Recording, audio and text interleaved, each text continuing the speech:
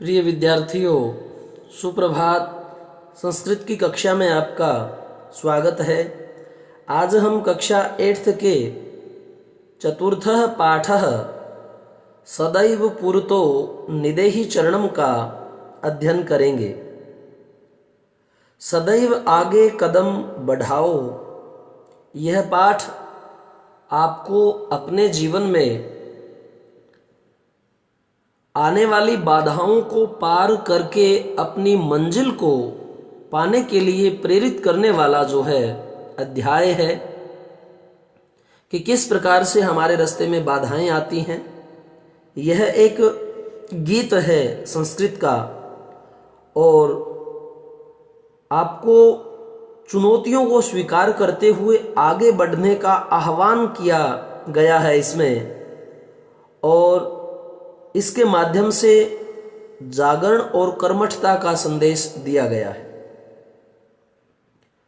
तो प्रिय विद्यार्थियों, हमारे जीवन में ही नहीं अपितु संसार के प्रत्येक प्राणी के जीवन में बाधाएं, कठिनाइयां आती हैं, परंतु जीवन रुक नहीं जाता। जो लोग साहस करके अपने कदमों को अग्रसर करते हैं वह अपना जो है लक्ष्य अवश्य हासिल करते हैं। छोटे छोटे कदमों से लंबी मंजिलें तय हो जाती हैं। तो प्रिय विद्यार्थियों, यह गीत बहुत ही अच्छा है। तो आइए हम इसका जो फर्स्ट पैराग्राफ है उसका अध्ययन करें। पहली पंक्तियों में कहा गया है कि चल चल पुरतो निदेहि चरणम, सदैव पुरतो निदेहि चरणम। चल चल का अर्थ है चलो चलो, और पुरतः का अर्थ है आगे। पुरतो चलो चलो, पुरतो आगे, और निदेहि होता है रखो। निदेहि क्या होता है? रखो।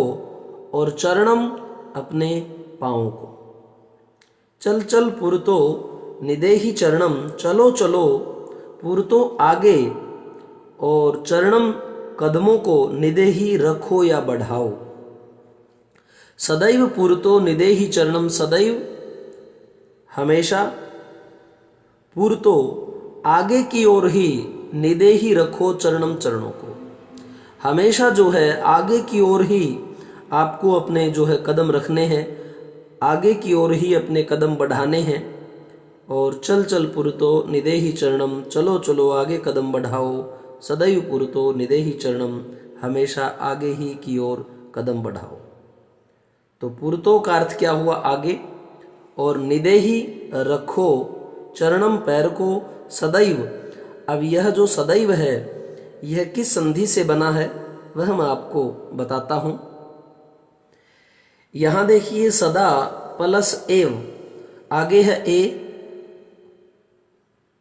और प्लस से जो पूर्व स्वर है वह है आ। जब आगे अ या आ हो और पीछे हो ए आई,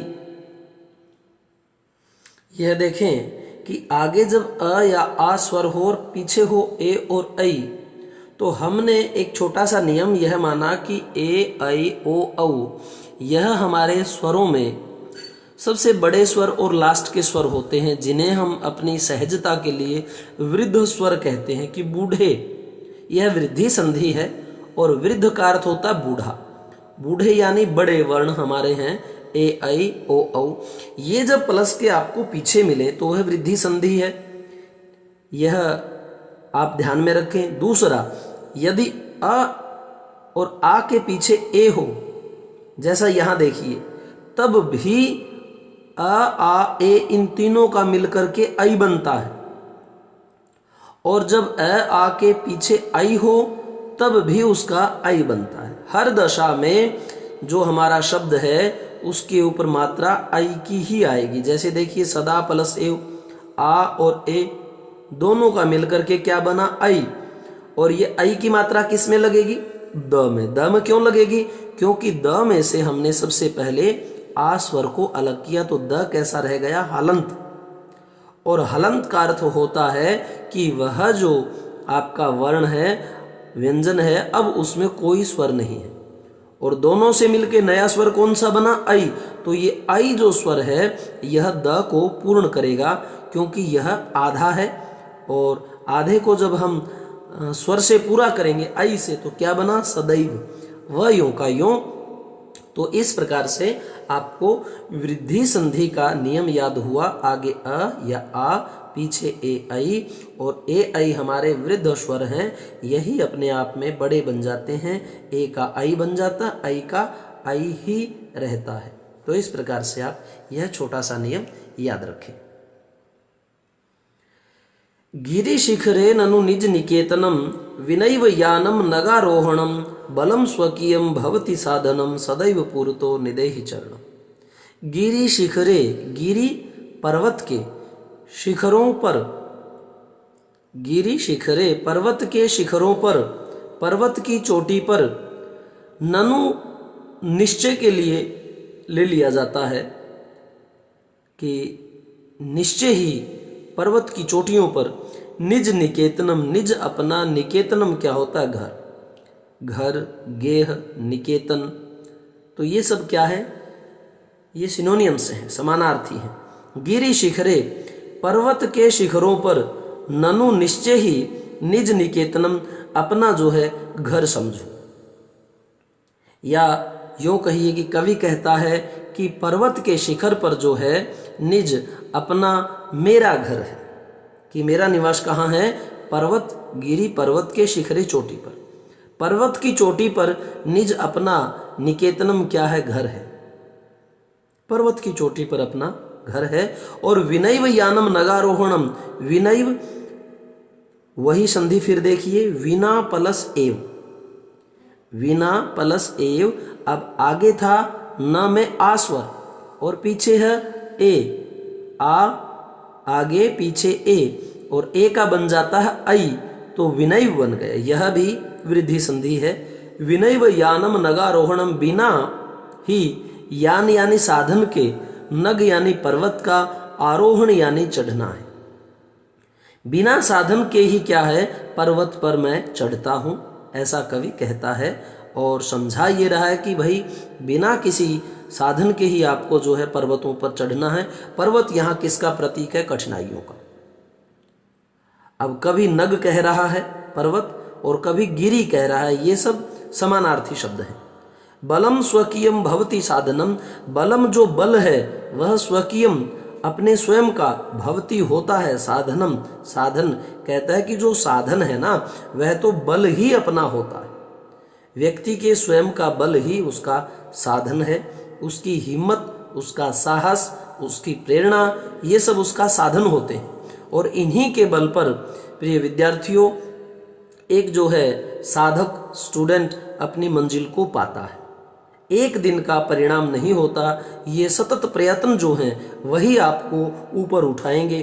अपने पर्वत की शिखर यानी कठिनाइयों के शिखर पर आपकी जो मंजिल है वह पाने के लिए आपको जो है आपका स्वयं का बल ही साधन के रूप में काम आएगा। गिरि शिखरे, पर्वत की चोटियों पर, निज निकेतनम, अपना घर समझो।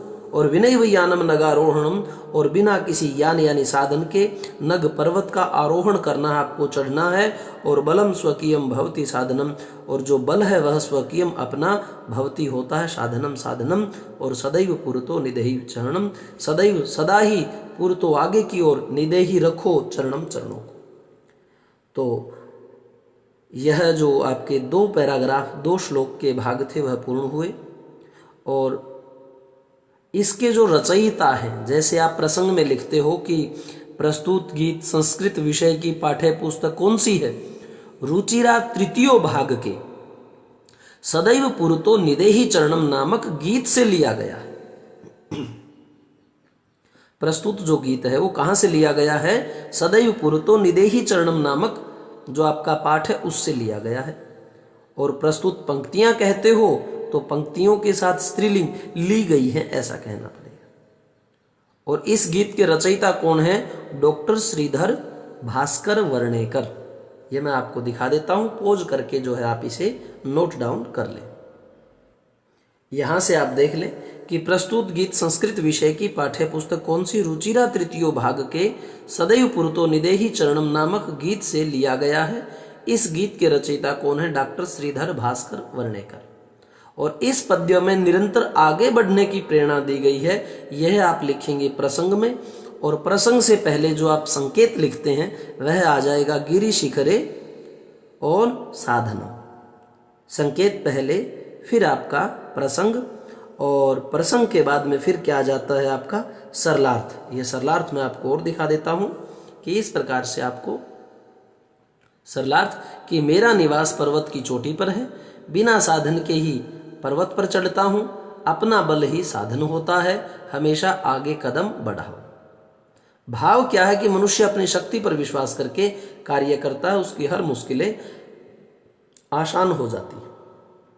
तो प्रिय विद्यार्थियों, प्रीवियस जो वीडियो हैं आपके 8th क्लास के, यदि आप एक जगह पर उन्हें देखना चाहते हैं, अलग अलग जगह पाने में आप असमर्थ हैं, तो गुरुजी आरपी शोराण के चैनल में जैसे ही आप जाते हैं तो ऊपर नाम को क्लिक करेंगे तो प्लेलिस्ट का ऊपर आपको एक आइकन दिखाई देगा। उसे क्लिक करने पर आपके सामने एक लिस्ट खुलेगी, उसमें आप 8th कक्षा जो संस्कृत है वो लिखा हुआ पाएंगे। और वहाँ पर आप जो है क्रमशः संपूर्ण जो मेरे वीडियो हैं वो सीक्वेंस में पा सकते हैं। 1-2 बार उन्हें सुने, आपको याद होगा। धन्यवाद।